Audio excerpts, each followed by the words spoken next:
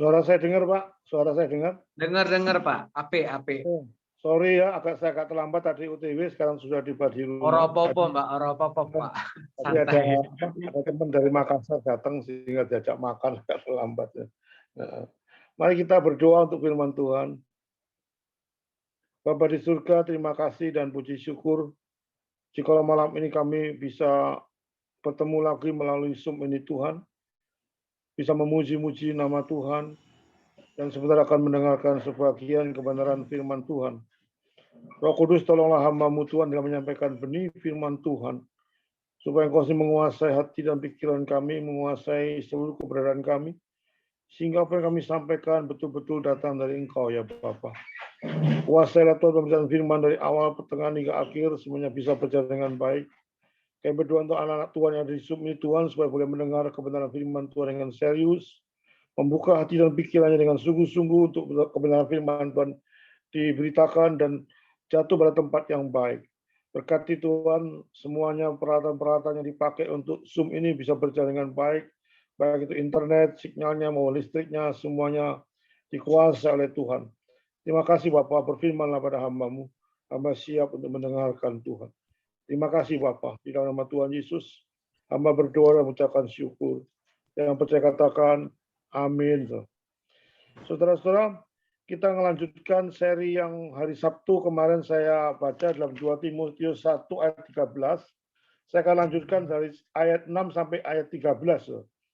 Saya minta salah satu bisa membacakan ayat ini. 2 Timotius 1 ayat 6 sampai 13. Mungkin Pak Geri minta tolong bisa membacakan ayat ini untuk saya. Ayat 6 sampai 13, Pak.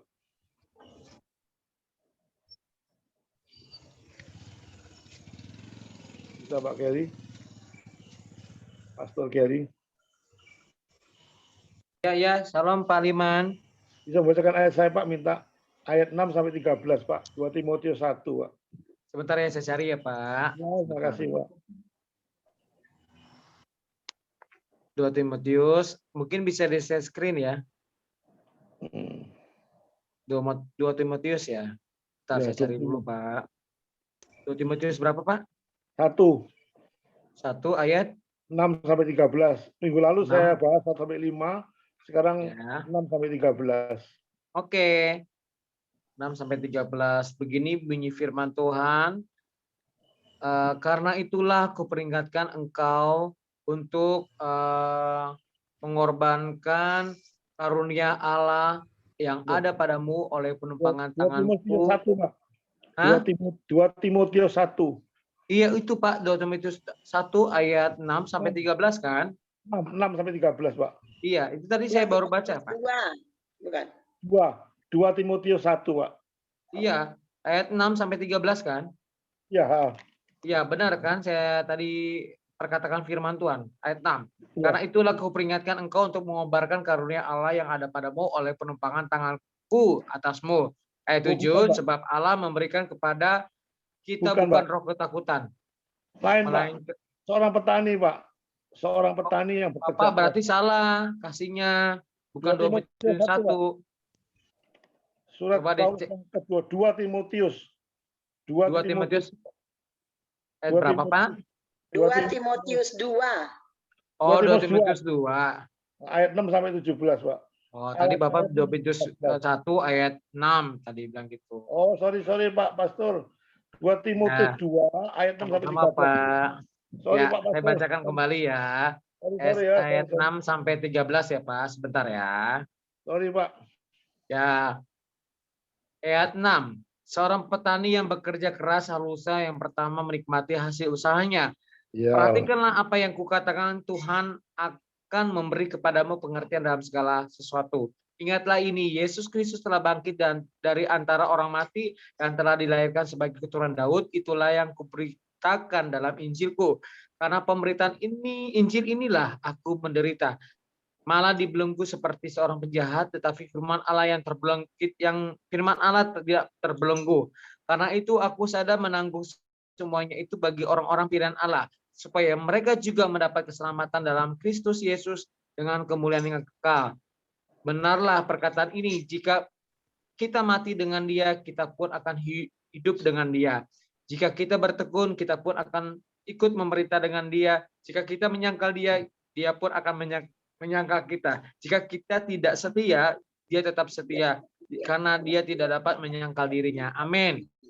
Terima kasih Pak Pastor. Sorry tadi saya keliru. Ya, oropopo Mbak Pak berkati. Minggu lalu saya membahas 1 sampai 5 sudah saya jelaskan secara terperinci. Sekarang saya masuk ayat 6 sampai 7. Saudara, dalam ayat 6 sampai 7 diumpamakan sebagai seorang petani, saudara. Saudara tahu seorang petani itu adalah seorang yang bekerja keras, loh. Haruslah seorang petani yang bekerja haruslah yang pertama menikmati hasil usahanya. Tapi seorang petani itu juga dikatakan kita kalau jadi petani itu dituntut satu kesabaran, Pak. Satu ketekunan di dalam disiplin, Pak. Seorang petani itu baru memanen setelah dia menanam, dia menyirami, setelah menyirami dia membajak, memberikan pupuk, dan setiap hari dia harus melihara perkembangan-perkembangan dari apa ditanam. Dia akan menghalau semua hal-hal yang menyangkut apa yang diserang oleh tanaman itu, sehingga membutuhkan waktu yang lama dan pekerjaan sangat melelahkan. Tapi ada waktunya nanti ada satu hal yang panen untuk memetik hasilnya. Saudara. Itulah gambaran sebagai anak Tuhan. Saudara. Jadi kita tuh tidak sembarangan secara bypass untuk memenuhi segala kebutuhan, segala hal-hal yang diusahakan dengan cepat, secara instan. Saudara. Kita harus penuh dengan kesabaran, penuh dengan ketekunan, disiplin yang keras, baru kita menghasilkan suatu hasil output yang begitu baik. Dalam belajar firman Tuhan demikian, dalam pelayanan demikian. Saudara jangan mengharap saudara pelayanan begitu cepat berhasil dan sebagainya. Kita harus mempunyai suatu ketekunan secara serius, saudara. Tapi pasti hasilnya mendapatkan suatu hasil yang baik kalau kita sabar. Itu dilambangkan ayat 6, saudara. Ayat 7 dikatakan setelah Paulus memberikan 3 perumpamaan kepada Timotius, maka penulis juga meyakinkan bahwa Tuhan akan memberikan pengertian yang dibutuhkan oleh Timotius. Saudara, ini gambaran kita. Saudara. Kalau kita makin banyak belajar firman Tuhan, makin rindu belajar firman Tuhan, maka Tuhan itu akan menambahkan pengetahuan pada diri kita. Saudara. Kalau kita nggak tekun dalam belajar firman Tuhan, kalau kita ogah-ogahan, Tuhan juga pasti tidak menambahkan pengetahuan. Saudara. Kalau kita sebagai anak Tuhan merasa suatu kenikmatan dalam belajar firman Tuhan, menyelidiki Alkitab dengan serius dan sungguh-sungguh serius, Tuhan tuh pasti memberikan kelengkapan-kelengkapan pada saudara. Lebih dalam lagi, saudara. Dulu waktu saya pertama kali bertobat, saya tidak mengerti apa artinya ini, tapi saya belajar banyak, makin banyak belajar firman Tuhan, makin disingkapkan oleh Tuhan. Oh, ini artinya ini, ta. Oh, artinya perpuluhan itu ini, ta. Oh, artinya baptisan ini. Oh, artinya keselamatan. Terus disingkapkan oleh Tuhan. Semakin dalam. Sampai kapan sudah banyak belajar firman Tuhan? Sampai mati. Soal anak Tuhan tidak akan pernah berhenti belajar.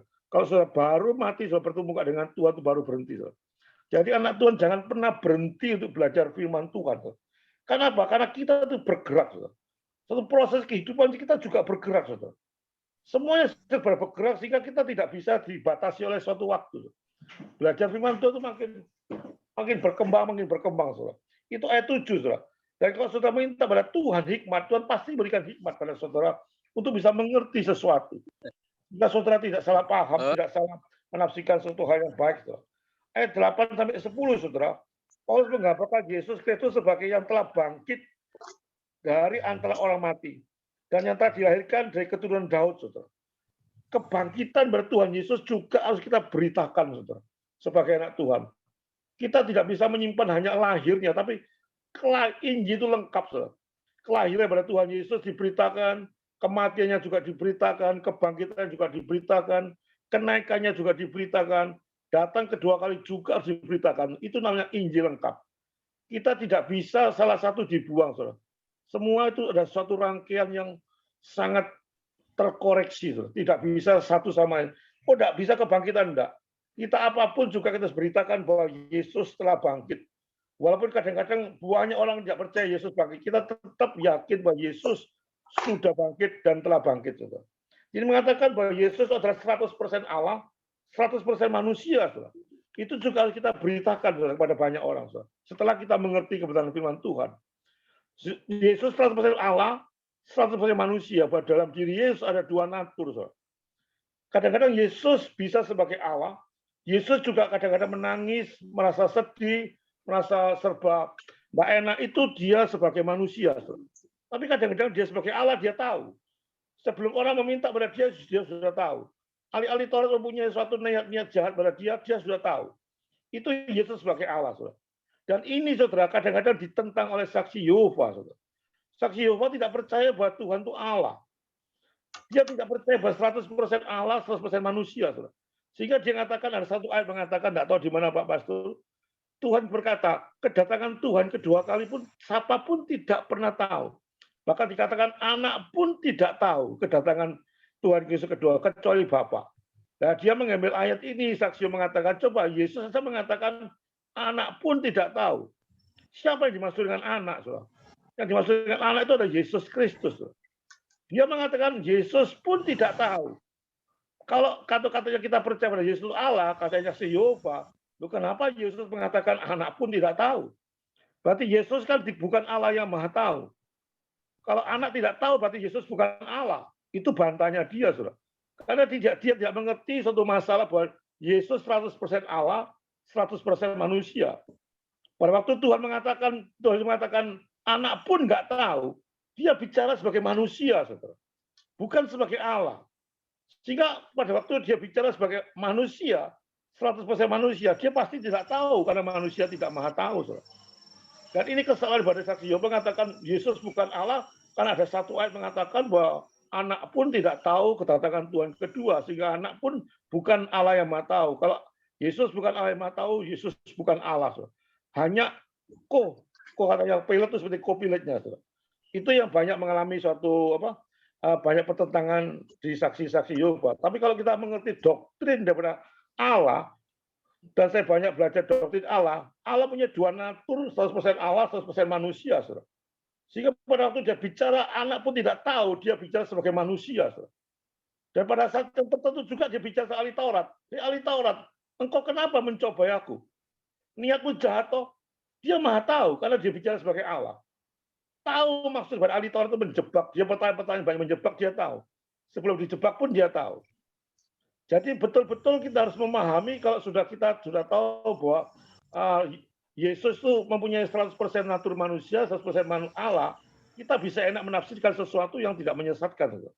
Itu yang saya maksud bahwa saudara harus banyak mengerti kebenaran firman Tuhan. Saudara jangan banyak pernah disesatkan. Setelah akhir zaman ini muncul banyak nabi palsu. Akhir zaman banyak muncul pekerja-pekerja palsu. Dan itu sudah dibuatkan Alkitab, saudara. Pada waktu kemarin saya ditanya seseorang ditanya seseorang juga hamba Tuhan, bagaimana Pak Liman setelah ada suatu streaming ini, suatu live di YouTube, di Facebook, di streaming ada banyak muncul ajaran tidak karu-karu. Dulu sebelum ada live ini, saya lihat ada banyak ajaran yang kurang-kurang berani bergerak. Sekarang dengan adanya media sosial yang bebasnya bergerak, sudah banyak sekali muncul ajaran tidak karu-karu. Bukan lagi dia percaya Tritunggal, ada Dwitunggal. Bahkan lagi ada percaya lagi oneness, ada satu Allah, bukan Tritunggal. Dan ada banyak lagi macam-macam. Saya pada waktu ditanya bagaimana pendapatnya Pak Liman mengenai ajaran-ajaran saat ini muncul. Saya bilang Alkitab sudah menubuatkan bahwa akhir zaman terjadi banyak nabi palsu, mujizat-mujizat palsu, nubuat palsu, semuanya serba palsu. Dan kalau itu tidak digenapi, berarti Alkitab saya Alkitab yang bojok. Dengan adanya hal seperti ini, saudara, memang secara logika akal tidak enak. Tapi Alkitab sudah mengatakan seperti ini, saudara. Penyesatan harus terjadi. Harus, saudara. Dikatakan Alkitab penyesatan harus terjadi, tapi terkutuklah orang yang mengadakan penyesatan. Saudara. Ini nubuat dari Alkitab, saudara. Sehingga pada waktu saya menghadapi ajaran sesat, jangan kaget-kaget, saudara. Memang ini satu nubuat dari Alkitab mengatakan hal banyak nabi palsu muncul. Sehingga oleh karena itu saya tekankan di Zoom ini, di N-Live, seringkali saya mengadakan Bible study, tanya jawab, diskusi, dan sebagainya. Dengan tujuan supaya saudara betul-betul mengerti kebenaran firman Tuhan dengan serius. Saudara, sehingga saudara tidak mudah diomong-ambingkan oleh rupa-rupa pengajaran yang tidak karu-karuan. Saudara punya satu konsisten dalam pengertian firman Tuhan yang ketat. Sehingga betul-betul saat ini ada satu kebahayaan, banyak ajaran muncul, makin lama makin tidak karu-karuan. Itu ayat 8, ayat 9. Untuk Injil itulah Paulus menderita. Dan bahkan dia dibelenggu seperti orang penjahat. Saudara, pada saat saudara memberitakan Injil, saya yakin saudara pasti menderita. Tidak mungkin orang memberitakan Injil dengan keadaan kondisi yang senang. Ada banyak penolakan daripada penerimaan. Saudara, pada waktu Injil diberitakan oleh saudara pada saat saudara ditolak, jangan pernah kaget. Karena sudah dinubuatkan di Alkitab bahwa Paulus pun menderita dan bahkan dibelenggu seperti seorang penjahat. Padahal Paulus tipe orang yang sangat-sangat menginjil luar biasa. Tidak satu hari pun yang tidak lewatkan untuk penginjilan. Dan Paulus tahu kalau dia bekerja untuk Tuhan, bekerja untuk Injil, dia pasti mengalami penderitaan. Tapi dia suruh berhenti menginjil, dia tidak mau. Hidupku bukan aku lagi, kata Paulus. Hidupku adalah untuk Tuhan. Sehingga pada waktu dia menderita untuk Tuhan, dia tidak masalah karena dia ditolong oleh Tuhan sangat luar biasa. Saudara, bagaimana dengan saudara saya? Kalau memberitakan Injil ada banyak penolakan, ada banyak penganiayaan, ada banyak penderitaan yang tidak enak. Apakah saudara mundur? Seringkali ada sumpahnya luar biasa, beritakan Injil sulitnya luar biasa. Apakah saudara mundur? Pada saat saudara mundur, saudara bacalah firman ini. Saudara. Nah, seperti ini, Paulus mengatakan, nggak apa-apa, kita sering dibelenggu seperti seorang penjara. Firman Tuhan tidak bisa pernah dibelenggu, kata Paulus. Orangnya bisa dibelenggu, tapi berita firman Tuhan tidak akan pernah dibelenggu, saudara. Saudara, biarlah kita belajar kebenaran Paulus, saudara. Pada saat memberitakan firman Tuhan, di tengah-tengah saudara menderita, diejek orang, ditolak orang, dibenci orang, dimarahi orang, soal menjadi anak Tuhan yang wah sombong setengah mati.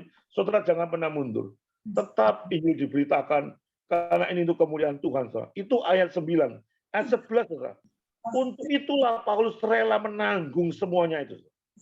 Dia rela menanggung, saudara. Walaupun dia menderita, dikatakan aku menanggung hormat dalam melayani Tuhan. Dia katakan, biarpun aku menderita, aku bisa menanggung semuanya itu karena apa? Karena Paulus yakin dia melayani Tuhan. Ditanggung oleh Paulus, walaupun dia malu, sudah tidak peduli apapun, dia tidak perlu dia berharap dengan siapapun juga. Dia tetap Injil diberitakan, walaupun dia pernah menderita, pernah dipukul, pernah dibunuh, pernah dicambuk, macam-macam penderitaan yang Paulus alami. Tapi dia mengatakan, saya tidak peduli dengan keadaan itu. Pekerjaan saya adalah Injil dan Injil dan Injil. Saya tidak peduli dipukul, menderita, pokoknya nama Tuhan diberitakan, disitulah saya akan menikmati suatu kenikmatan. Bahkan di kitab Filipi, sudah tahu, Paulus difitnah oleh seseorang, dia memberitakan Injil, dia mengatakan, enggak apa-apa saya difitnah orang. Enggak apa-apa saya dibenci orang, enggak apa-apa saya disakiti orang, asal Injil diberitakan, semuanya akan terjadi dengan baik. Saudara, itulah Paulus, saudara. Saudara harus meniru keadaan-keadaan Paulus, saudara. Bagaimana Injil itu ada Injil menangisi jiwa-jiwa yang belum mengenal Tuhan. Bagaimana saudara mendoakan banyak orang yang belum mengenal Tuhan. Apakah itu menjadi beban atau menjadi kenikmatan dalam melayani Tuhan? Saudara, kalau menjadi beban, saudara akan bosan, saudara. Tapi kalau menjadi suatu kenikmatan dalam melayani Tuhan, saudara sampai mati tidak pernah bosan dalam melayani Tuhan. Kalau pelayanan dianggap beban oleh saudara dan saya, suatu saat saya yakin saudara akan bosan dan akan berhenti. Tapi kalau pelayanan dianggap menikmati, satu pekerjaan yang menikmati betul-betul untuk Tuhan, karena saudara dan saya lebih dulu ditolong oleh Tuhan, saudara tidak akan pernah mundur dari Tuhan. Saudara akan konsisten sampai saudara mati, saudara. Itu ayat 10, saudara. Ayat 11 sampai 13, saudara. Jika kita mati dengan dia, kita bukan hidup dengan dia, saudara. Jika kita mati, dia percaya pada Kristus, harus ada pikul salib.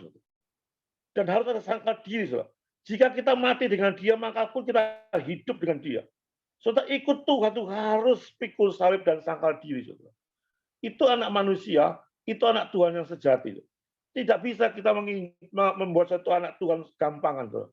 Kita bukan menjadi anak Tuhan gampangan. Saudara. Pikul salib, sangkal diri. Maka saya sering kali mencela teologi kemakmuran yang mengatakan anak Tuhan, kalau jadi anak Tuhan semuanya beres. Penyakit harus disembuhkan. Masalah diselesaikan. Enggak, saudara. Kita anak Tuhan betul-betul adalah pikul salib sangkal diri. Saudara. Bukan berarti kita cari-cari perkara, enggak. Betul-betul itu harus dilakukan sebagai anak Tuhan. Apa yang saudara punyai, saudara betul-betul nikmati. Saudara. Kalau itu bertanya dengan Tuhan, saudara harus membuang. Itu pikul salib. Saudara. Itu sangkal diri. Saudara. Berarti tujuan hidup saudara itu fokusnya hanya pada Tuhan.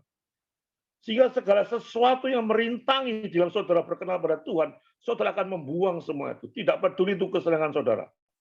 Hobi saudara, apapun juga kalau sudah menentang Tuhan, saudara harus membuang itu dalam kehidupan sehari-hari saudara. Seperti Paulus mengatakan, jika kita mati dengan dia, walaupun kita akan hidup dengan dia. Saudara, itulah keadaan Paulus. Kebenaran itu adalah bahwa Paulus akan mati dan dia yakin kalau dia mati, dia akan menuju ke seluruh kehidupan yang kekal. Saudara. Itulah manisnya sebagai anak Tuhan. Atau itulah manisnya kekristenan. Saudara. Kita dijamin satu kepastian yang sangat pasti bahwa kita mati, kita masuk ke surga karena kita sudah disediakan tempat oleh Tuhan di surga. Saudara, jangan pernah ragu-ragu akan kematian. Jangan pernah ragu-ragu akan kehidupan kekal. Saudara. Justru inilah anak Tuhan. Kalau saudara betul-betul bertekun, terus ikut Tuhan dengan sungguh-sungguh, bahkan penuh penderitaan apapun, terus saudara lalui dengan baik-baik, tidak peduli apapun yang menimpa, saudara terus berdoa pada Tuhan. Dalam 2 Timotius 4 ayat 8, mereka mengikut salib dan terus bekerja untuk Tuhan. Akan mahkota di surga akan diberikan oleh Tuhan kepada saudara. Saudara, hendaklah kita belajar firman Tuhan yang cukup singkat di satu peringatan bagi saudara dan saya, bahwa pekerjaan Tuhan tidak main-main. Kita harus lakukan dengan serius. Dan kita mempunyai jaminan keselamatan. Hidup ini sementara. Hidup tidak numpang. Kita harus berpikir, berfokus pada kekekalan yang harus kita terima. Dan kita harus menangisi jiwa-jiwa yang belum mengenal Tuhan. Mereka tidak mengenal Tuhan, berarti neraka yang ada dalam diri mereka. Dan kita sebagai anak Tuhan yang menerima anugerah keselamatan secara cuma-cuma, kita juga harus memberikan pada orang lain secara cuma-cuma. Kita tidak boleh menjadi orang egoistis, menerima anugerah keselamatan, kita terima, kita diam, kita nikmati sendiri, tidak pernah dibagikan orang lain. Itu namanya egoistis. Kita terima anugerah keselamatan dari Tuhan secara cuma-cuma, kita juga memberikan pada orang cuma-cuma. Maka itu seorang hamba Tuhan yang sudah terkenal, saudara. Hati-hati kalau sudah terkenal, saudara. Jangan main hitung-hitungan dengan Tuhan. Seringkali saya lihat hamba Tuhan sudah terkenal, sudah pasang tarif. Saudara. Diundang, kalau sudah sekian juta tidak mau. Kalau tidak naik ini tidak mau. Semuanya serba rasanya, waduh merasa dia dihargai. Saya orang pandai, saya orang terkenal. Saya membutuhkan Injil itu tidak main-main. Waktu saya berharga semua dihitung-hitung dengan uang.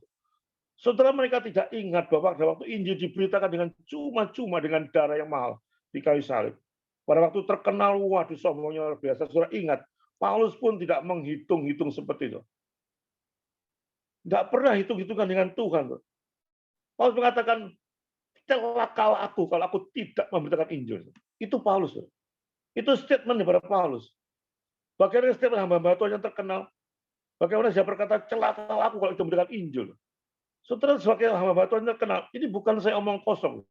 Saya betul-betul menjumpai hamba-hamba Tuhan yang sudah terkenal. Saya pernah coba telepon memanggil hamba Tuhan terkenal pada waktu di Kediri itu. Dia minta, saudara. Saya ada 5 orang, suster saya berapa, anak saya berapa. Saya minta first class daripada kapal terbang. Saya minta hotel yang mewah. Saudara, itu syarat-syarat sebagai hamba Tuhan yang terkenal. Saudara. Apakah saudara mengalami seperti itu?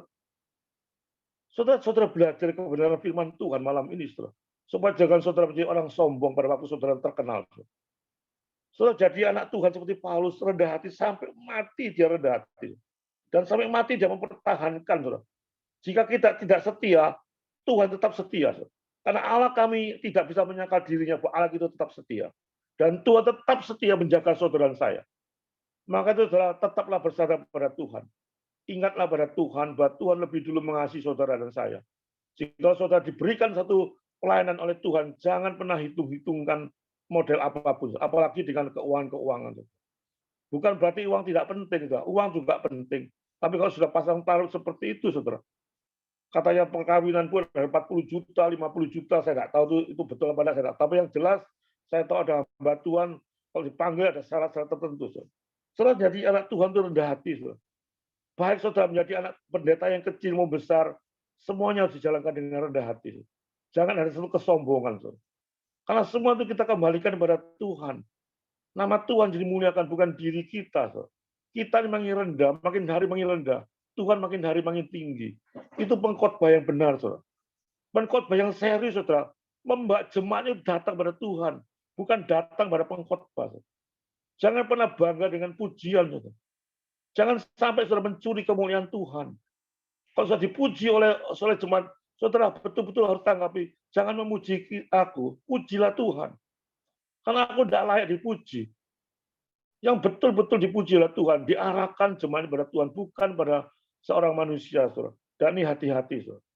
Saudara, sebagai kesimpulan khotbah yang nanti kita berikan tanya jawab, kesimpulan khotbah, saudara. Sebagai pengikut Kristen yang sungguh-sungguh, saudara, saudara harus menyangkal diri dan pikul salib. Itu yang pertama, saudara. Yang kedua, saudara, sebagai pengikut Kristus yang sungguh-sungguh yang Paulus katakan, saudara harus bertahan dalam penderitaan, dalam situasi kondisi apapun yang saudara hadapi. Saudara jangan pernah mundur dalam ikut Tuhan. Tetap konsisten sampai saudara dipanggil pulang oleh Tuhan. Yang ketiga, saudara, hendaklah saudara tetap setia, tetap konsisten, tetap banyak belajar firman Tuhan, tetap banyak berdoa, tetap memberitakan Injil sampai akhir hidup saudara. Saudara, biarlah firman menjadi satu kekuatan bagi saudara dan saya untuk bisa mendorong saudara saya untuk tetap bekerja untuk Tuhan sampai mati. Saudara. Jangan pernah pilih-pilih pelayanan. Jangan model-model hamba-hamba Tuhan yang sudah besar main tarif. Saudara. Berikanlah saudara diberi cuma-cuma oleh Tuhan. Berikanlah itu juga pada orang lain dengan hati yang bersyukur pada Tuhan. Saudara jangan menjadi orang ego, tapi menjadi orang yang menangisi jiwa-jiwa yang belum mengenal Tuhan. Saudara, itulah firman Tuhan yang singkat, saudara. Saya akan berhenti dan saya akan memberikan kesempatan pada orang yang ada di Zoom, walaupun sedikit saya tahu. Tapi biarlah kebenaran firman ini bisa masuk pada hati dan pikiran saudara. Saudara bisa menambahi firman saya, saudara bisa bersaksi, bahkan kalau bisa saudara bisa diskusi dengan saya. Bukan berarti saya lebih pandai, enggak. Semua di Zoom ini sama-sama belajar. Sehingga tidak satu pun dikatakan paling pintar. Semua di hadapan Tuhan sama. Sehingga pada waktu ada diskusi, betul-betul diskusi saling menguatkan. Bukan saling pintar-pintaran. Amin, saudara.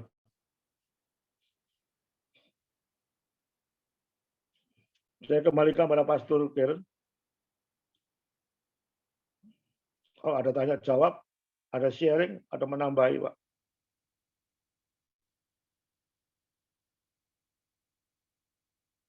Pastor Karen, ada? Nggak ditutup doa dulu, Pak, baru tanya jawab apa? Oke, kita doa dulu, baru tanya jawab. Tutup doa dulu Pak Liman, baru kita tanya jawab sharing. Silakan Pak Liman. Thank you, kita doa dulu.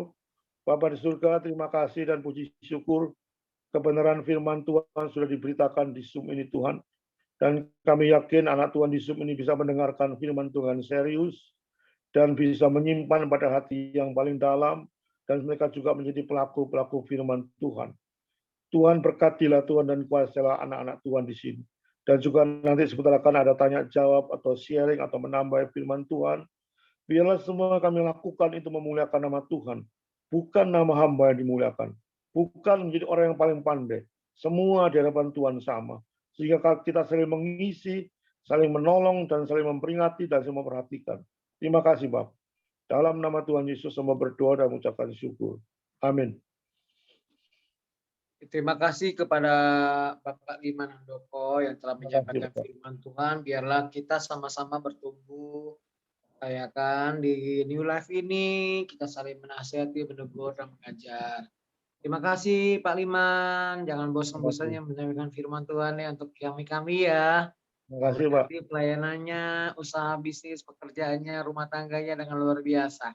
Saudara diberkati, berikan stiker yang ada di Zoom ini, angkat jempolnya, ada di stiker ini ya. Jempolnya ada di raise hand, bisa pakai stiker jempol begini ya saudara. Kalau Anda diberkati, ya seperti Ibu Nita Simorangkir stikernya. Oke, amin ya. Kita tutup dulu kali ya Pak ya, nanti sharing-sharingnya lebih enak, tutup dulu. Doa syafaat, baru nanti sharing-sharingnya. Kalau sharing-sharing nggak doa berkat juga, kayak enak juga nanti malam makin panjang. Kita tutup doa syafaat dulu ya. Iya. Yang pertama, saya minta untuk Ibu Nita Simorangkir untuk mendoakan Zoom kita ini New Life, biarlah partisipan yang ada 8 orang ini bisa setia dan taat akan Tuhan, mengalami pertumbuhan secara roh. Bukan secara fisik, secara roh. Dan mengalami Tuhan setiap hari. Dan rekan-rekan kita yang sedang mungkin sakit, yang tidak bisa masuk dalam Zoom, kita doakan juga ya Ibu Nita, buat teman-teman kita yang belum bisa masuk di New Life Zoom ini ya.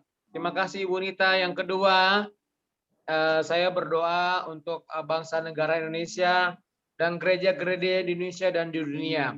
Yang ketiga, kita berdoa untuk Dokter Hari, kepada Bapak Liman, mendoakan Bapak Hari yang sudah pengoperasiannya sekitar jam 10 sampai jam 1 ya, Bu Nita ya. Sudah selesai, hasilnya baik, tidak ada sakit-sakit lagi di punggungnya. Lumutnya di belakang tulang punggung itu sudah diangkat bersih dengan kuasa darah Yesus, dengan pisau daripada dokter sehingga clean keadaan punggungnya ya. Dan pemulihan pada saat pasca operasi sudah lewat, bisa memulihkan staminanya untuk 3 hari 5 hari ke depan bisa bersama-sama Zoom. Untuk hari Senin sampai Selasa itu, untuk minggu depan off dulu, libur dulu ya. Itu kesepakatan kita bersama kemarin dari Pak Hari, off dulu Senin sampai Selasa ya. Tidak ada Zoom New Life. Berkaitan dengan Dokter Hari untuk menunjang kesehatannya. Untuk nanti kembali Rabu kembali New Life akan ada di Zoom ini. Terima kasih Tuhan Yesus berkati Pak Liman untuk mendoakan Dokter Hari dan doa berkat. Ya pertama Ibu Nita, silakan Ibu Nita.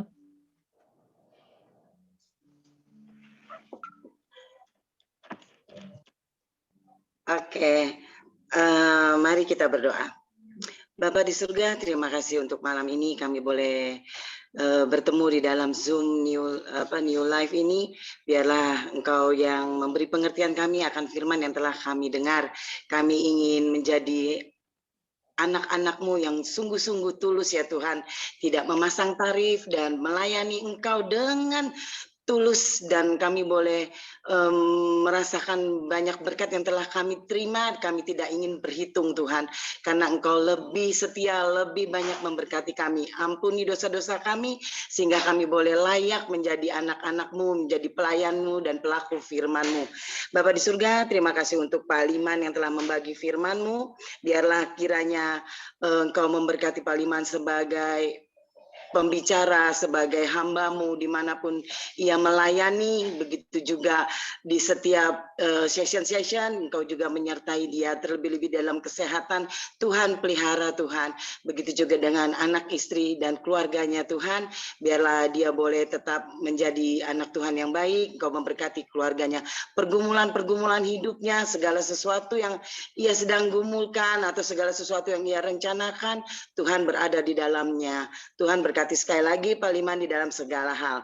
Kami juga berdoa untuk Pak Yusak, Tuhan dimanapun dia berada, kami percaya Engkau memelihara juga di dalam kesehatan, problema-problema kehidupan Engkau turut campur, sehingga keluarganya juga Tuhan berkati. Kami juga berdoa untuk Pak Geri, Tuhan Engkau memakai hamba-Mu ini Tuhan untuk menjadi pelaku firman-Mu yang indah di dalam Engkau. Banyak mujizat yang telah Engkau berikan baginya, ia boleh bersyukur. Biarlah ia juga boleh memberikan yang terbaik untuk-Mu. Berkati di dalam segala problema-problema kehidupannya, Engkau mau turut campur. Kami juga berdoa untuk Pak Hari yang baru menyelesaikan operasi di hari ini. Tuhan, di dalam pasca kesembuhan selanjutnya ada di dalam genggaman-Mu, berkati anak-anaknya, istri dan keluarganya. Terima kasih Tuhan. Kami juga berdoa untuk saudari-saudari kami Tuhan, Kak Desi, Kak Nana, dan teman kami yang ada di dalam Zoom ini. Biarlah Engkau juga memberkati mereka di dalam pergumulan hidup mereka, di dalam kesehatan mereka. Engkau juga mau mencampuri Tuhan. Biarlah Engkau juga mau tolong saudara-saudara kami, teman-teman kami, hamba-hamba-Mu yang tidak hadir di dalam Zoom saat ini, dimanapun mereka berada, apapun yang mereka hadapi, Tuhan beserta dengan mereka. Kasih setia-Mu menyertai kami semua, ajar kami untuk selalu bersyukur. Di dalam nama Tuhan Yesus kami berdoa. Amin. Ya, kita sama-sama berdoa, kita tundukkan kepala. Doa dari saya, kami berdoa sepakat hati untuk berdoa bagi Indonesia Tuhan. Berkati Bapak Presiden kami Jokowi bersama dengan wakilnya, Kabinet Menteri, Badan Legislatif, Yudikatif, dan Eksekutif, dan 34 provinsi yang ada di Indonesia. Dan Engkau memberkati Bapak Bupati dan Wali Kota, dan staf dari kelurahan dan kecamatan, bahkan sampai RT RW kami di mana kami tinggal, Tuhan. Engkau memberikan tanggung jawab itu secara besar dan memiliki rasa terhadap warga negara dan bisa membantu mereka dengan tulus tanpa ada beban dan tanpa ada maksud korupsi, kolusi, dan nepotisme, Bapak. Berikan kejujuran bagi setiap kehidupan mereka untuk melakukan segala tugas dan tanggung jawab pekerjaan mereka, Tuhan.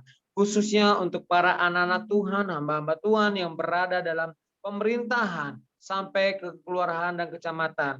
Bantu mereka, Tuhan, berikan tugas dan tanggung jawab untuk memberitakan Injil sampai banyak jiwa yang berhasil diselamatkan dan mendengar pemberitaan Injil Kerajaan-Mu, kabar sukacitamu di dalam pemerintahan Indonesia, Tuhan. Dan kami berdoa, Tuhan Yesus, untuk negara-negara yang saat ini mungkin Ukraina dan Rusia sedang berperang, Tuhan Yesus. Engkau memiliki rencana yang indah. Karena kami tahu Bapa, perang saudara sudah dimulai, dan kami yakin percaya banyak orang mencari wajah-Mu dan mengalami pertobatan, mengalami perjumpaan pribadi dengan Engkau melalui ada acara perang ini, Tuhan. Kami percaya lawatan-Mu terjadi di Ukraina, lawatan-Mu terjadi di Rusia. Biarlah presiden masing-masing memahami dan memiliki kerendahan hati satu sama lain, Bapak. Karena di dalam perang tidak ada kedamaian. Tetapi di dalam persatuan hati, mereka meredam saling emosi, saling mengecam satu sama lain. Mereka bisa berbalik daripada jalan-jalan yang jahat. Berkati warga negara Indonesia yang ada di Ukraina dan Rusia. Engkau memberkati mereka seperti Engkau memberkati kami, Tuhan.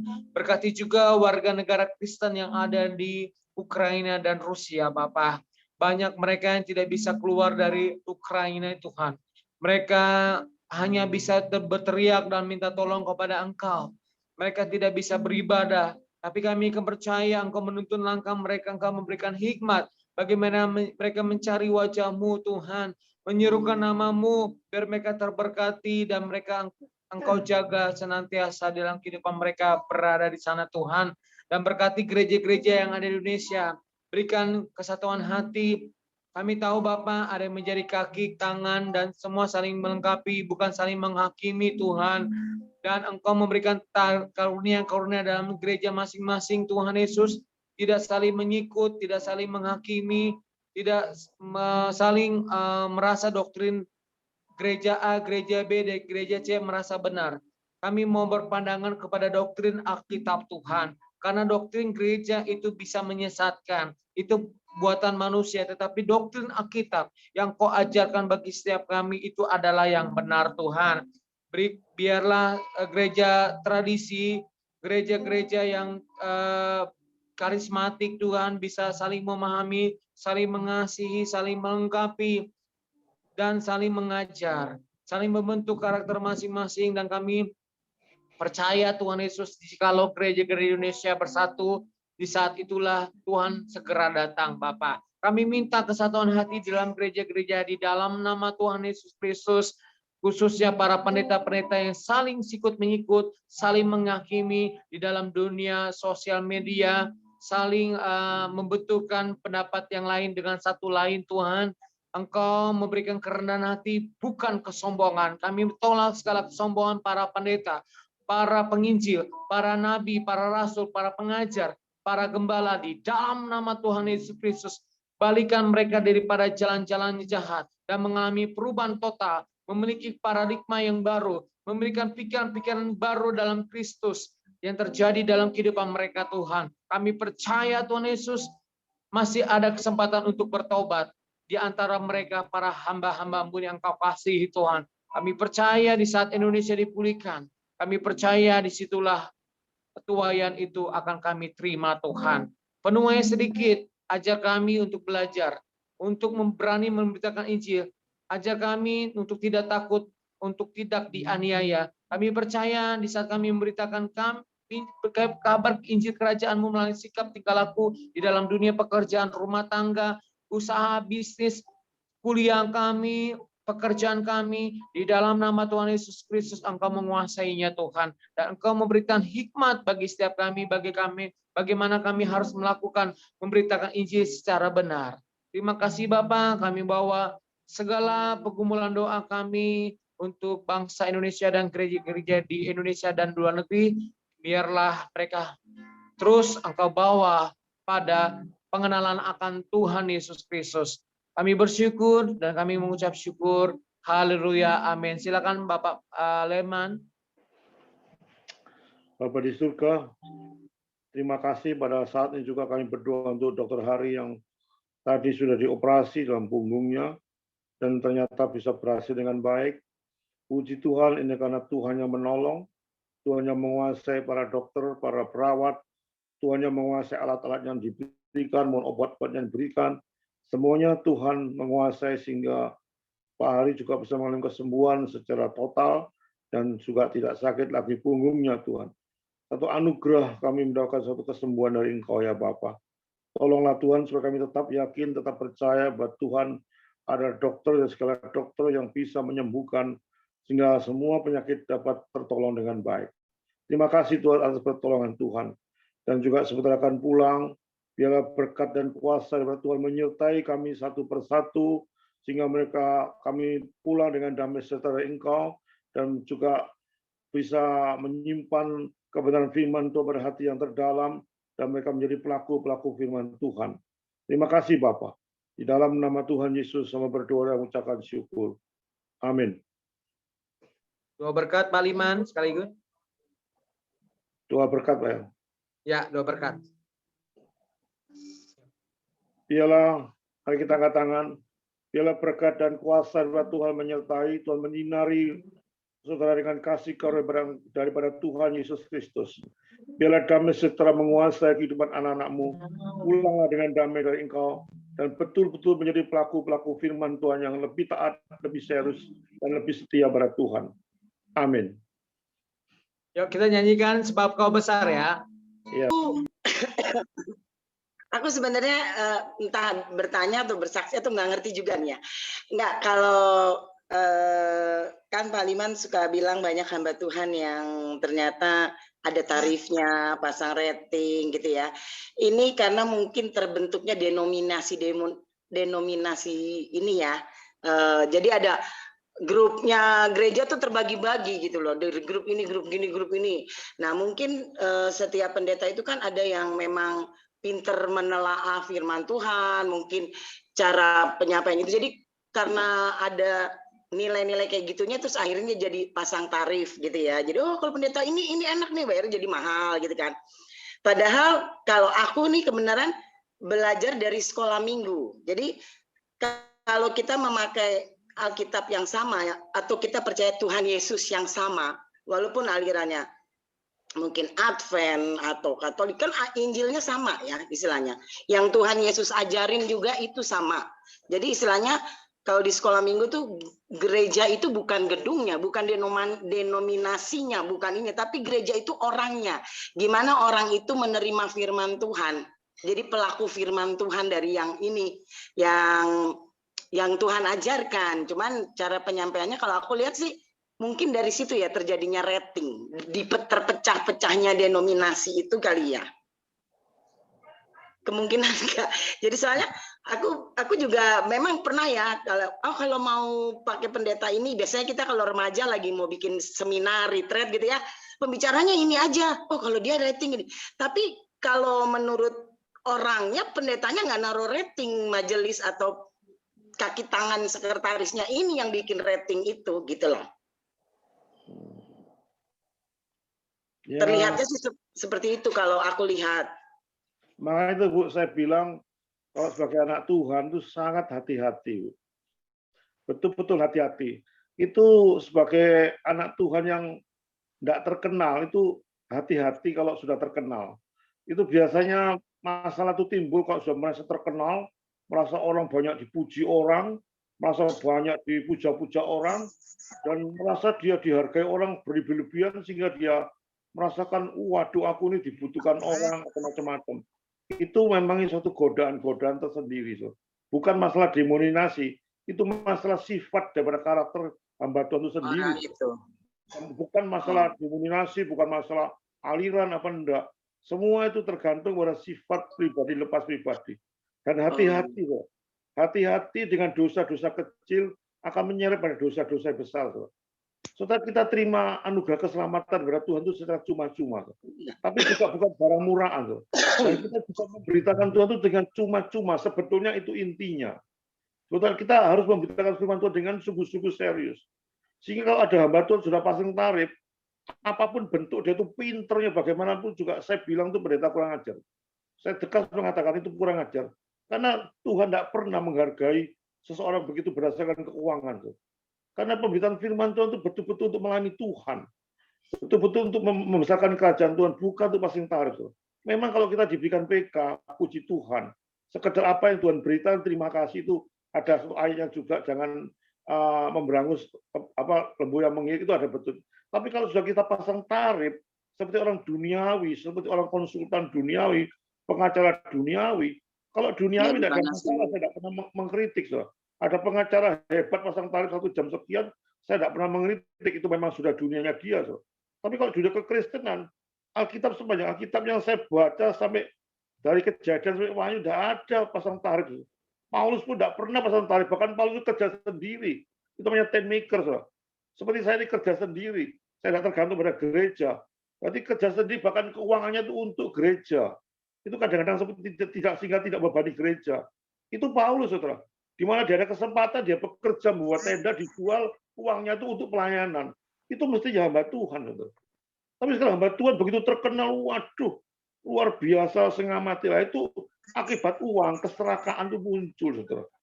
Munculnya luar biasa. Saya bukan, kalau saya ngomong gini bukan berarti fitnah hamba Tuhan. Ini fakta, Bu.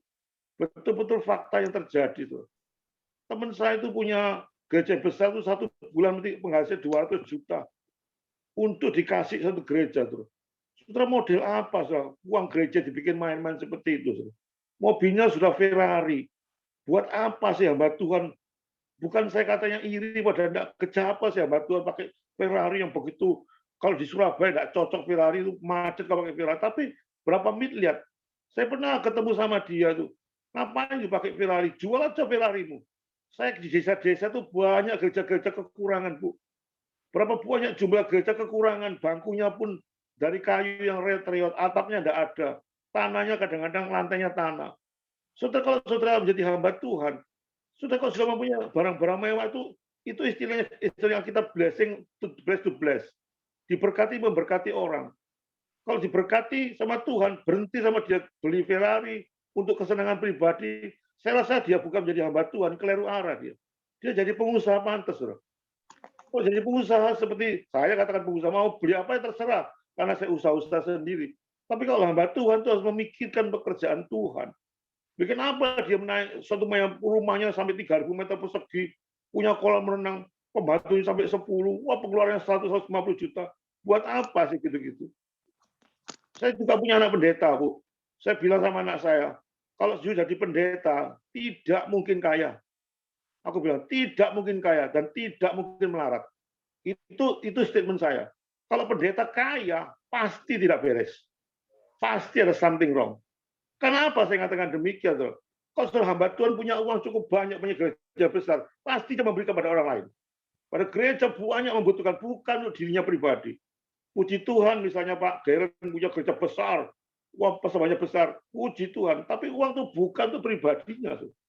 Bukan diberikan rumah besar, diberikan mobil, tapi betul-betul itu banyak pekerjaan Tuhan di desa-desa, ada misi-misi, ada banyak pekerjaan Tuhan yang banyak dibiayai, banyak uang yang betul-betul membutuhkan. Itu yang namanya bless to bless. Kalau hamba Tuhan model kekayaan sendiri, perpulangnya makan-makan sendiri, semua dinikmati sendiri, saya yakin dia bukan hamba Tuhan, itu hamba uang. Kalau saya bicara apa adanya, tidak pakai tedeng alim, betul-betul memang kenyataannya demikian. Saya nggak peduli dibenci orang, nggak peduli saya karena saya tidak ada urusan dengan dia. Tapi betul-betul saya yakin dia bukan hamba Tuhan, apalagi pasang tarif. Dan Pak Santai itu bukan khayalan, bukan dongeng. Saya sih sudah mengalami, saya telepon sendiri, saya nggak sebutkan nama pendetanya. Dia minta kapal terbang first class.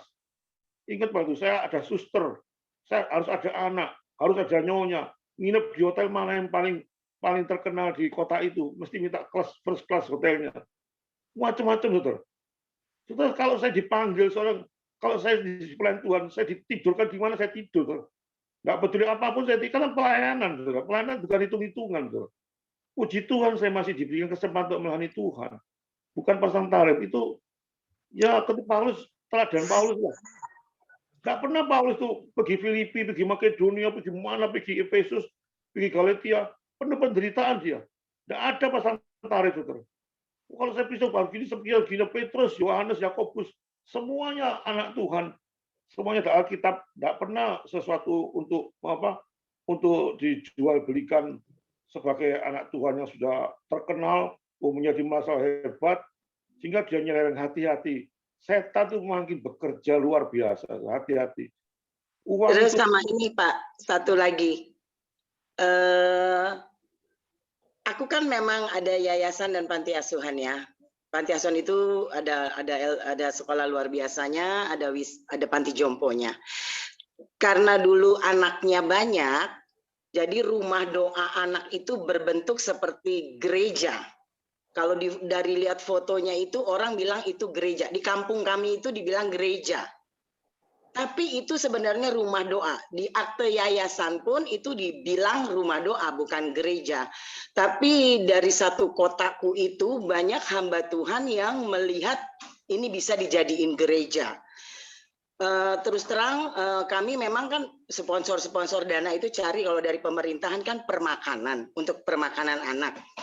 Kalau untuk perawatan bara, area lah, kayak air atau apa kan nggak ada dari pemerintah membantu untuk permakanan aja. Jadi kami sering mencari proposal atau apa dengan proposal, mencari dana dengan proposal. Satu saat kami, coba deh ke satu gereja yang ini kayaknya ini. Nah, akhirnya diantarlah menemukan pentolannya gereja. Ini cukup luas. Tapi ternyata dibilang gini, diajak kerjasamanya gini, mau nggak tempat panti rumah doa ini dijadiin gereja? Nanti sertifikatnya kami pegang, kami akan supply untuk perawatan semuanya. Aku kaget, pertama kali kaget karena briefingnya itu pentolan pendeta dan para staf majelisnya. Nah, ketua yayasan itu langsung, waktu itu aku nggak ikut, yang datang adalah ketua yayasan didampingin sama orang BPD-nya lah atau apa gitu. Terus gimana nih, dia bilang gitu, mereka mau bantu kita, tapi rumah doa ini jadi sebuah gereja dan sertifikat dipegang mereka. Akhirnya aku bilang nggak usah, mundur. Aku bilang, kenapa? Kalau kayak gitu mendingan kita main sama bank. Kalau memang mau jaminin sertifikat, kita main bank. Kan kita datang itu minta tolong. Kalau dia nggak mau tolong tapi pakai persyaratan, sedangkan kita udah melanggar aturan akte yayasan bahwa ini rumah doa jadi gereja, kita mundur. Akhirnya kita mundur, Pak. Nggak jadi menjaminkan dan tidak minta dana gitu loh. Akhirnya ya udah, kita cari proposal kecil, ada bocor sedikit atau ini ya kita bikin yang ini, nggak jadi renovasi besar-besaran gitu. Cuman ada satu area yang begitu, yang ngincer banget sama gedung gereja kami. Memang cakep sih untuk sebuah desa ya. Untuk sebuah desa itu gedung gerejanya juga rumah doa, dibilang gedung gereja, iya ada menara, ada salibnya gitu. Jadi inceran memang. Bu, kalau kita memberikan sesuatu itu mesti dengan cara sukarela. Itu pertama. Yang pertama itu sukarela. Kalau kita memberikan dengan syarat tertentu itu bukan sukarela, itu ada imbal beli, Pak. Itu namanya counter trade. Jadi aku memberi boleh apa aku? Itu pekerjaan setan itu. Betul pekerjaan setan. Setan memberi bukan cuma-cuma. Tidak ada makan siang gratis istilahnya setan itu. Kalau setan itu pekerjaan setan itu manis, akhirnya pahit. Itu pekerjaan setan, Bu. Coba ingat statement saya. Kalau pekerjaan Tuhan itu pahit, akhirnya manis. Kelihatannya manis, saya bantu, Bu. Butuh ibu, butuh berapa, saya bantu. Kelihatannya manis. Sertifikat mana? Itu kurang ajar. Mana sertifikatnya? Itu kurang ajar. Itu setan, Bu. Kalau dia bantu, ngapain udah sertifikat? Ngapain udah yayasan dijadikan gereja? itu ada di balik sesuatu yang sangat tidak beres. Saya betul Ibu, tindakannya lebih baik gak punya uang daripada dibantu setan seperti model demikian. Tuhan pasti buka jalan kok, nggak mungkin Tuhan nutup jalan. Walaupun kecil-kecil kelihatannya pahit-pahit, nanti akhirnya manis. Tidak mungkin sampai keleleran anak-anak yatim piatu, nggak mungkin loh. Kalau kita bersandar pada Tuhan, jangan pernah terjebak oleh suatu bujukan-bujukan model itu bantu sertifikat dipegang. Uang itu sudah bukan hamba Tuhan lagi. Loh. Saya kira itu hamba uang itu. Jangan sampai main-main dengan orang itu, jangan mau ditipu oleh iblis. Kita juga waspada, kita cerdik seperti ular, suka tulus seperti merpati. Jangan abaikan model gitu-gitu. Lebih baik nggak usah sumbangan, nggak pakai ini istilah Surabaya. Nggak usah sumbangan dari dia. Kalau sumbang, saya sumbang. Saya dapat diri sertifikat, nggak beri apa, ngapain urusan sertifikat. Kalau punya uang ya sumbang, sudah beres. Itu menurut saya, Bu. Lebih baik gitu, Bu. Nggak usah main-main proposal pada hamba-hamba Tuhan yang model-model demikian, Bu. Itu, Bu Rita, yang saya punya. Makasih Pak Liman. Ada lagi yang ada tanya jawab atau ada hal yang lain bisa nambahi atau ada kesaksian supaya bentuk sini lebih hidup gitu loh, Bu. Ada satu diskusi. Ya, sebelum kita mengakhiri nanti ada spesial pujian dari teman saya ya Pak ya. Ya, kesaksian pujian dari teman saya Reta Siagian sama Randy ya. Ya, Bu. Ya, pelayanan saya dulu. Dan saya cuma mau bagikan sharing firman Tuhan tadi tentang, saya cuma ngambil kesimpulan tentang petani ya. Iya. Petani itu bagaimana cara mengolah tanah yang ada, membuat tanah itu menjadi layak bagi yang ditanamnya. Contoh padi, ya kan kita perlu air, ya kan. Terus tanah itu perlu diolah. Bagaimana tanah itu digomburkan dan padi itu bisa masuk di dalam tanah itu. Dan kasih bibit. Nah, pekerjaan petani itu istilahnya seperti ini, saudara. Petani itu seperti kita. Ya kan, ada yang menanam, ada yang menuai. Jadi apapun itu dalam pekerjaan itu lakukan dengan tanggung jawab yang benar di hadapan Tuhan. Kalau kita menanam benih yang baik, benih yang benar di hadapan Tuhan terhadap jiwa-jiwa yang kita layani, tetangga ataupun yang belum kenal Kristus, biarlah kita jangan iri dengan orang yang menuai pada saat waktunya Tuhan, mungkin orang itu membaptis dan menerima Yesus sebagai juru selamat. Jadi kita sebagai petani-petani Tuhan di akhir zaman ini, ayo Tuhan sedang mempersiapkan ladang yang besar bagi setiap hidup kita, yaitu ladang jiwa-jiwa. Ada amin? Ya. Haleluya. Persiapkan hidup kita yang kudus dan berkenan di hadapan Tuhan. Hanya yang bisa melakukan itu yang hidupnya berkenan, yang tidak bercacat celah, sehingga kita sanggup melakukan segala sesuatu untuk kemuliaan nama Tuhan. Itu aja sih saya mau bagikan tentang petani. Ya, berikutnya akan kesaksian sebelum kita tutup live kamera ini. Untuk Zoom ini kita akan menyaksikan kesaksian pujian dari Reta Siagian dan Randy ya. Halo Bapak Ibu Saudara. Shalom. Ya, shalom Pak. Ya, shalom. Ya, saya mau menyanyikan satu pujian, di mana pujian ini menyatakan komitmen kita sebagai hamba Tuhan untuk tetap setia apapun keadaan kita, menyenangkan hati Tuhan Yesus. Kiranya pujian ini bisa memberkati Bapak Ibu Saudara yang ikut beribadah di Zoom pada malam hari ini.